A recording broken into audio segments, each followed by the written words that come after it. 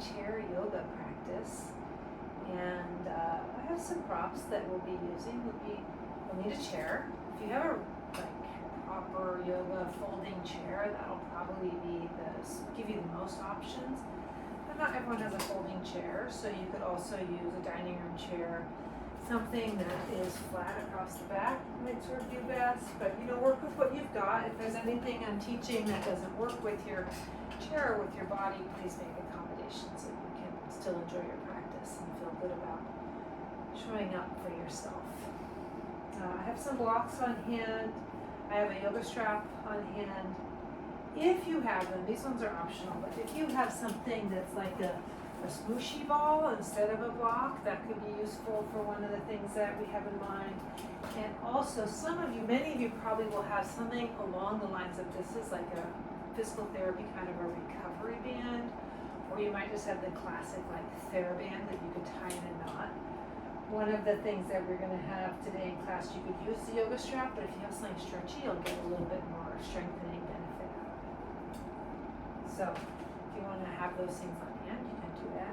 One thing I'll say before we start is sitting in the chair. Of course, there's one size chair, or maybe a few size chairs, depending on what you're using, and then many sizes of us practitioners. So if when you sit in the chair, your knees are quite low, and you're a little taller, or if you're sitting up and your knees are up high, then you should have a blanket or two maybe, so that when you sit on your chair, your thighs can be level. Probably a blanket's actually better for me with my height. And then if you're opposite, your little feet are dangling and you're not quite touching the ground, which is not my case, you could put a folded blanket down on the ground underneath your feet. So you want to feel that you can sit comfortably in your chair and have both feet on the ground, thighs parallel to the floor, and be in a nice seated position. So I'm going to turn my chair sideways for our first endeavor. And we'll start with some really simple spinal movements, cat-cow, which a lot of times we might do on hands and knees, but today we'll do it sitting. So have your feet planted about hip width apart. Place your feet with care. So look down at your feet. See they're not sloppy, turning out, turning in, kind of rando. Align them, place them with care. Have your feet well in nice contact with the ground. And place the heels of your hands right near your knees. Inhale, start to reach the pubic bone down toward the chair. Draw your navel in. Lift your sternum up towards your throat. Lift your chin up and look up. And then exhale. Pull your pubic bone towards your navel. Pull your navel towards your spine. Sternum toward the navel. Tuck your chin. Look in at your chest. And then inhale. Expand the front body. You can even push the knees a little bit apart. And then exhale. Tuck the tailbone. Contract the front body. Even you can squeeze the knees a little bit. Inhale. Open the whole front body, contracting the back. And exhale, contracting the front and really extending and lengthening the back body. One of the freedoms that we have when we do the cat-cow movement in the chair is that we can get even more movement because our hands and feet aren't fixed, our hands and knees aren't fixed on the floor, so you can really go into the fullness of the movement. Really tuck your tailbone. See if you can get your whole spine involved, from the tailbone, waistline, mid-back, upper back, neck, head.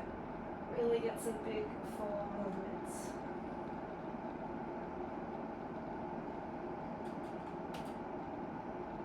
Breath smooth and steady. And then come back and come to the center.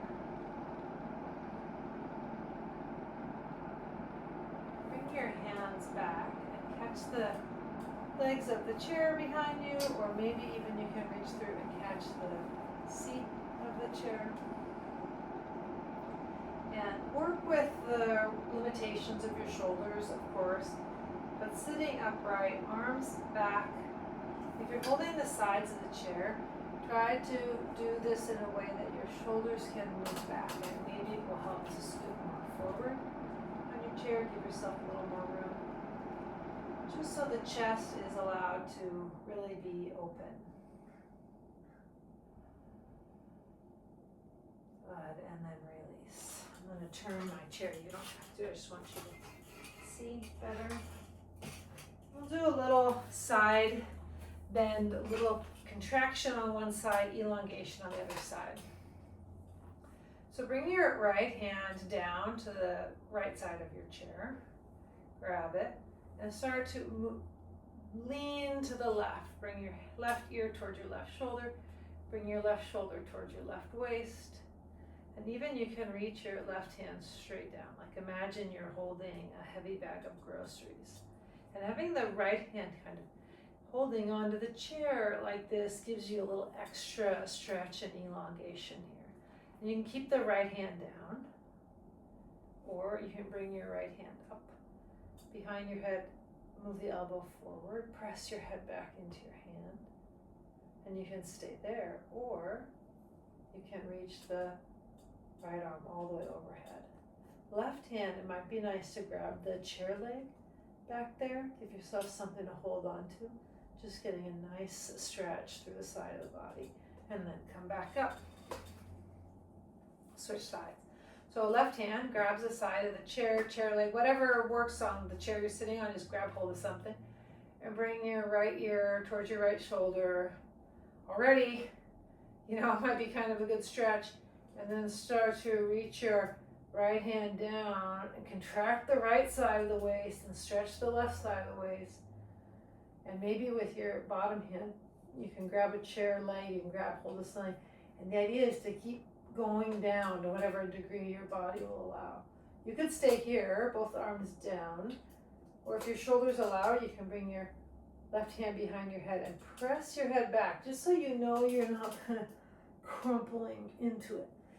Gently pressing the head back, and then if your shoulder allows it, if you want, you can extend the left arm, and that'll give you even more of a sort of exuberance in that stretch, and also a deeper contraction as more weight comes out over to the right side. And then come back up and release. And now take a strap, yoga strap, and hold it with your hands out wide, palms facing back. Now, different shoulders will have different range of motion, different capacities. So work within your limits, and you want to feel glad that you practice, and you don't want to go so far so fast that you regret it later or cause yourself any discomfort or harm, I should say. So if you can, raise the strap up in front and back down.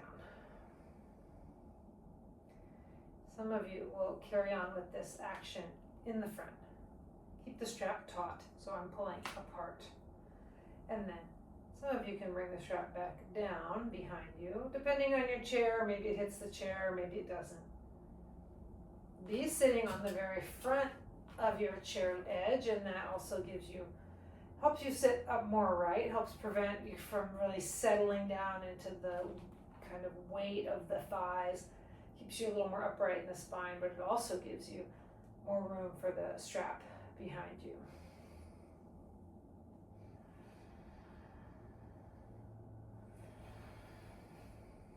And then release for a moment.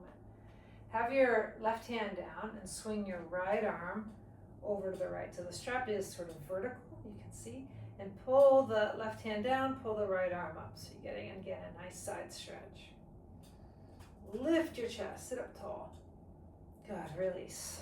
Right hand down, left arm up. Strap is sort of vertical, and pull the strap, so you're making it taut. Chest up, chin a little bit up, just again so you know you're not imploding in on yourself. And then release. Swing the right arm up, and then keep moving the right arm back behind you. Bring the left arm up from behind, bring it down in front of you. Right arm up, big circle, all the way down. So you get some good circular movement with the spine, with the arms, with the neck. You can even really put your head into it. And then go reverse the flow. If the action with the shoulders isn't available to you, do the action with the spine and the neck so you still get the spinal movement, even if you have to make the decision to not do this with your shoulders and arms. And then come back to the center and release.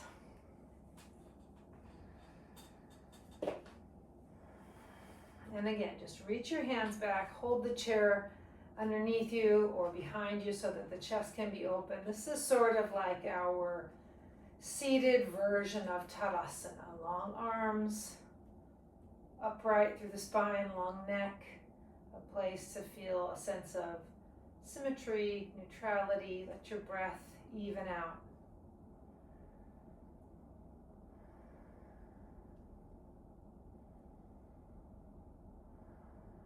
And then we'll work a little bit with the legs.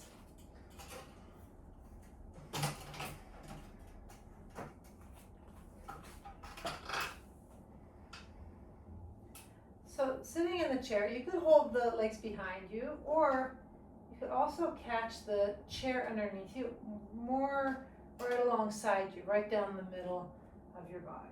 Push into the left foot, lift the right foot, and put sort of clamp your heel towards your buttocks and lift your knee up a little. So we're engaging hip flexor and also calf, hamstring a little bit, and then release. Push down through the right foot, same thing, contract the left knee, lift the heel up.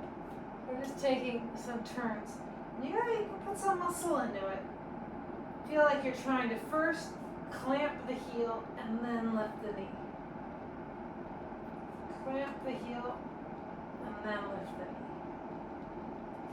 Clamp and lift. Watch the tendency to drop the chest, drop the head. You don't need to look down. You can feel it in your legs. Work on how it feels. And then release. And now we're going to go for working a little bit in the front thigh, the quadriceps. Lift your right foot off the floor, extend your right leg straight. Really see if you can straighten it so you feel these muscles here. And then release. And we're going to do the same leg 5 times. So, number 2, extend the right leg straight. Release. 3, extend, straighten. Release. If you find it very hard, bring your hands more forward and actually round your back a little. It's not always a perfect instruction, but sometimes if you find it really hard to contract in the quadricep and hip flexors, a little rounding will help. So see if that helps for you. I think that was number 3. Just in case. 4. And 5. Good. And then I'll switch sides. If you find that bringing the hands forward helps, number 1, left side, extend. Really squeeze the muscles around your knees. Number 2. If you find that having hands forward helps, work on that, build the strength, and then over time, see if you can keep the hands back behind you and still lift that leg up and get it straight. There's number 3. 4. 5. Almost all of us can use, some good strength in the legs. It's good for those things. Get your blocks.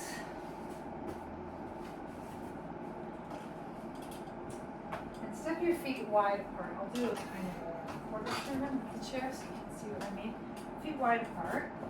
And a little bit toes turned out. Knees out, toes out. So I have my legs maybe 45 degrees apart. And come forward. The first step is elbows on the knees. This is such a nice version. And if you have tightness in your low back today, if you're feeling rusty, then this is a good place to be. Then in which case you probably don't even need the blocks. Otherwise, you can either keep your left elbow on your left knee or bring your left hand down to your block. Right hand to the right knee. Push into the arms and start to turn your chest to the right. Let the left side of your back move away from the spine. And let the right side of your chest move further to the right, away from the sternum. you get some rotation. If you're feeling more bendy, you could even reach your right hand back behind you and catch the back of the chair to help you turn more. You could also take the block and turn it down a level, and that increases the hinge. You may not prefer that. It's just one of many choices. See if you can sort of move your hips back. Move the hamstrings away from the knees so the tailbone is more lifted than tucked. Good. And then unwind, come back to the center. Start with elbows on the knees, long spine. And then you might keep your right elbow on your right knee, or you might bring your right hand down to the block. Left hand to left knee. Start to turn your torso to the left. Very gently press the knees apart, just so again they're not sort of settling or sinking in toward each other. The chest lifted, keep a sense of lift in the tailbone at the base of the spine. You might stay here. Some of you maybe like to reach back with the left hand and catch the chair behind you. And again, it's optional. You could lower the block. If you have your right hand on the block, you can lower it down. It might be that you are perfectly capable of lowering the block, but you feel more compressed and it feels better for you to be up higher in the twist. So the band-in sort of just addiction to sort of progress or feeling that having your hand lower is better. And see instead if you can really listen to which sensations in your body feel more clear, more useful, more fruitful for you. Good. And then unwind and come back to the center. And come up to sitting. And lean back against the back of your chair. And again, this might not work with all dining room chairs. And scoot your fanny more forward toward the front edge of the chair until your shoulder blades are on the back of the chair, that crossbar. And reach your hands down and grab the legs of the chair. Turn your palms to face forward, and so the biceps are really rolling out. And lift the chest. I love this chest opener. It's simple, straightforward, it's a lot of support, but it's also dramatic. It's also a good opening in the chest. You can look straight ahead, you can look up a little, you can look up a lot if your neck can tolerate that. Keep the chest lifting.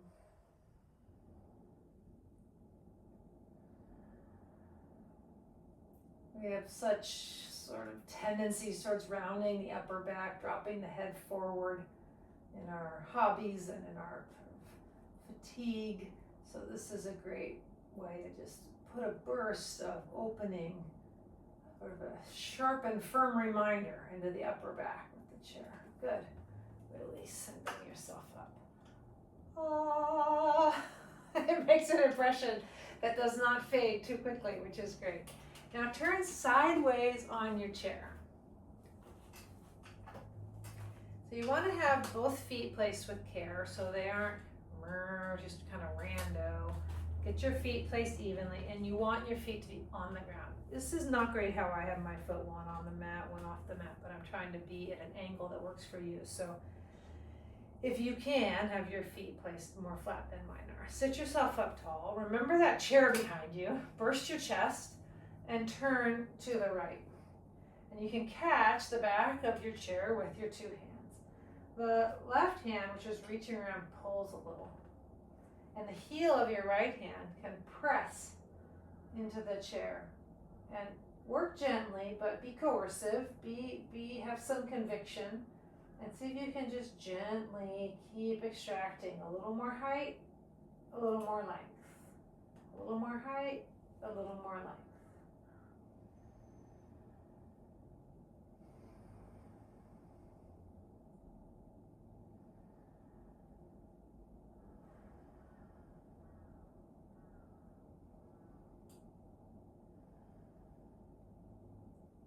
The This is Bharavajasana with the chair. This is truly a great thing to have in your back pocket. Release. The classic seated twist. Turn yourself around. So you're turning left on your chair, sideways on your chair. And the back side of the chair is on your left. Sit yourself up tall. Remember the opening in the chest and then turn to the left. And again, your right hand, which is reaching over and across, pulls a little to help guide you around into the twist. And the left hand, heel of the left hand presses a little to nudge the left ribs further back. So you're just nudging, cajoling yourself into the twist. Draw the abdomen a little bit in. Lift your chest, keep the neck long.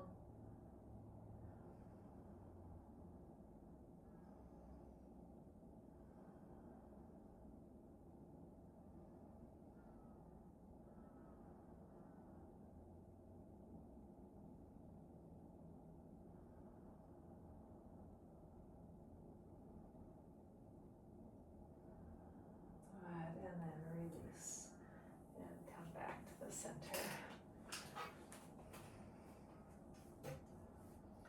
And now we'll get either a block or a ball with a little more flexibility than a block, and your strap or your flexi band. So we'll start with the ball or the block. So feet placed nicely on the ground. Take your ball or your block and put it between your knees. Have your hands on your knees, fingers sort of draping over the edges of your kneecaps. Squeeze your block or squeeze your knee. Think of like a garlic press or a lemon squeezer or I don't know, lemon squeezer, garlic press, squeeze. Push with your heels of your hands. Pull your pubic bone towards your navel, round your back a little, tuck your chin. Feel like you're not just squeezing the block or squeezing the ball, you're pulling it toward you, from your knees towards your inner thighs. So you're squeezing and pulling it toward you. Push the heels of your hands. This is adductors, inner thigh strength, this is pelvic floor strength, abdomen. Push with the heels of your hands. Squeeze, squeeze, squeeze. Good, and then release. And sit up.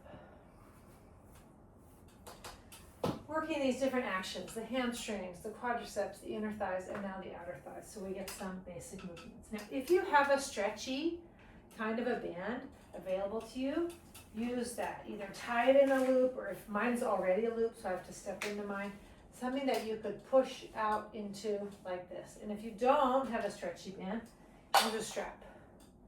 Strap is also good. It's just not dynamic, but it's plenty good. It gives you something to work with. So if you have a strap, make a loop around your knees so that the strap is something you can push out into about hip width or so.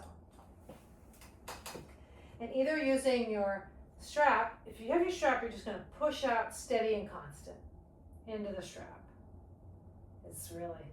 You'll start to feel it in your outer hip, outer glutes. If you have the stretchy band, depending on the strength of your band, you want to feel some resistance. So mine's quite stretchy. I actually have to step my feet wider apart before I feel resistance. If you have a stretchy band, you can do little pulse actions rather than a static action. And that will sort of increase the demand, the strengthening.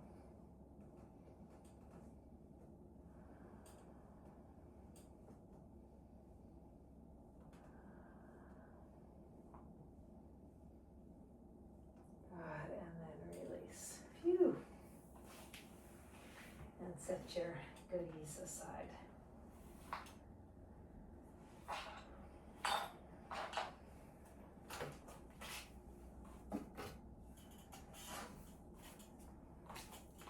Turn to the the side in your chair. I'm going to show this a couple of ways. This next one, I'll show it first and then you can do it with me.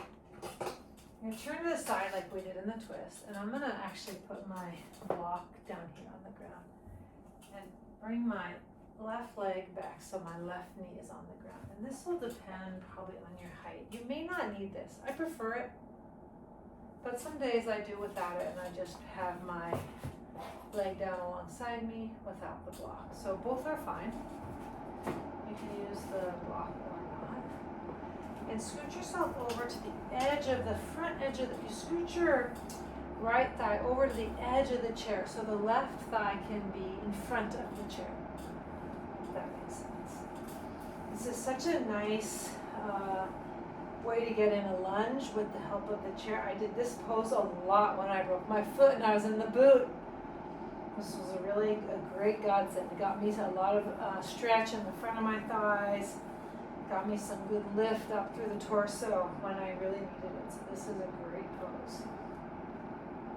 And you can stay here, or you can sit yourself, stand yourself up, extra tall, and turn and twist to the right and catch the chair behind you. That front knee tries not to drop out to the right and also tries not to drop in. So it's not pushing out into the strap and it's not squeezing into the block, it's neutral. Draw the navel in.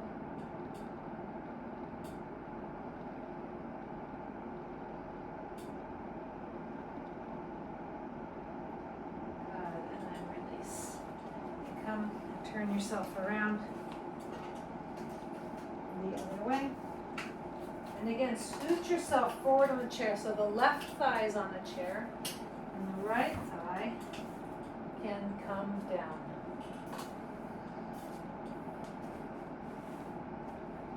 You can move the right knee further back. If you can, you may. This will be more of a stretch and some of you won't like that. Some bodies won't love that.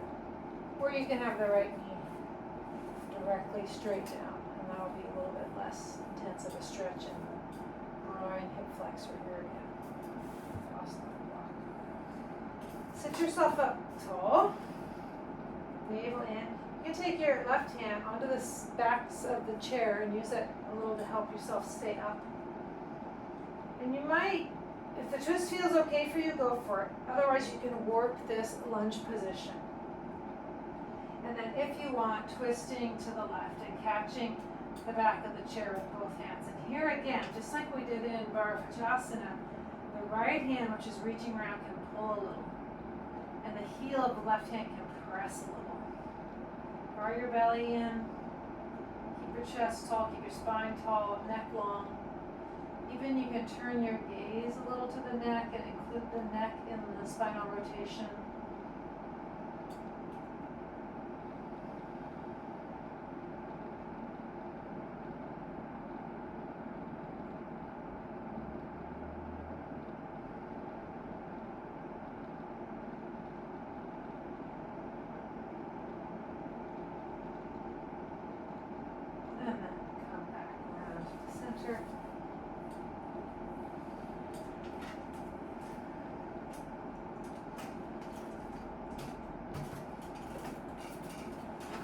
Sit up on the very front edge of your chair. This next one, I would expect that some of you will enjoy this next one and some of you not so much. So see what your shoulders can do, see what you can do, and you'll bring your hands back behind you and catch the backs of the chair legs, catch the back of the seat.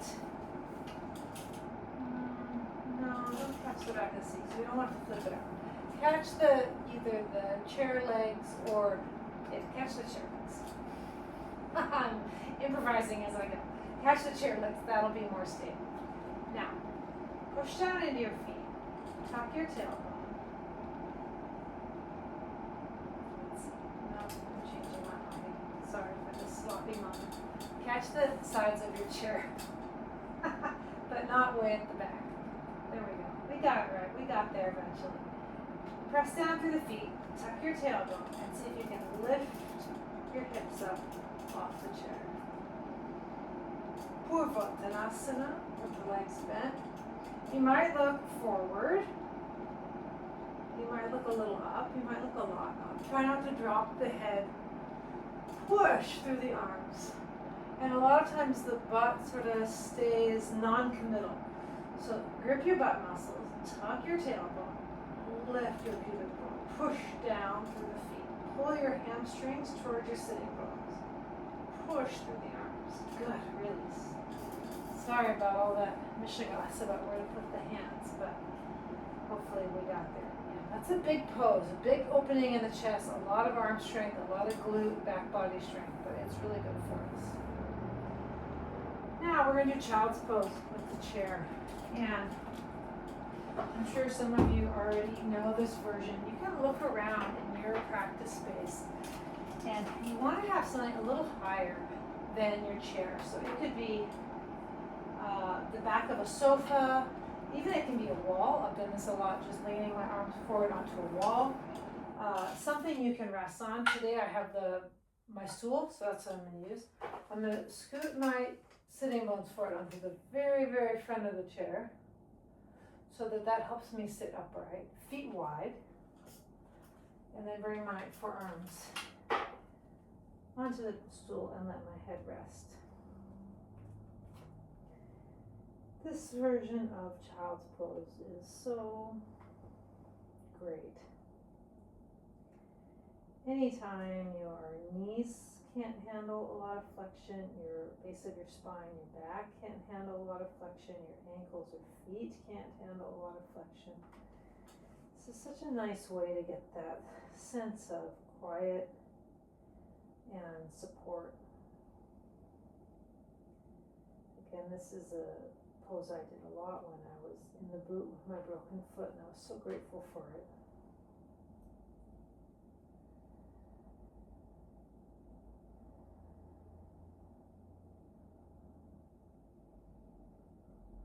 Let your breath soften and steady.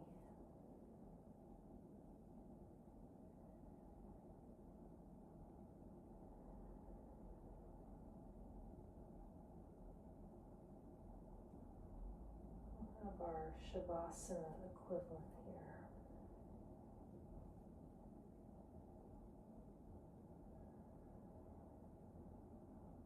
Make sure you are actually comfortable, actually able to rest. The weight of the head. Relax your face.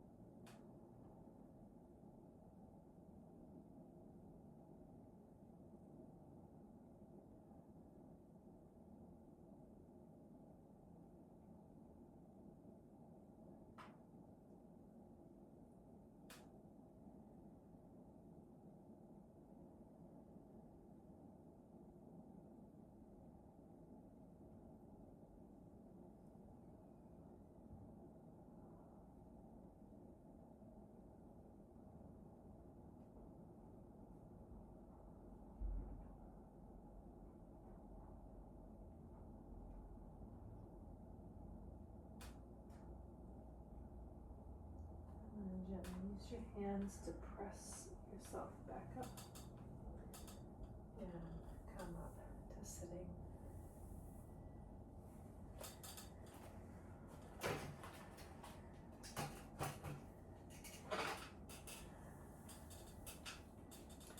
And we'll end with 3 rounds of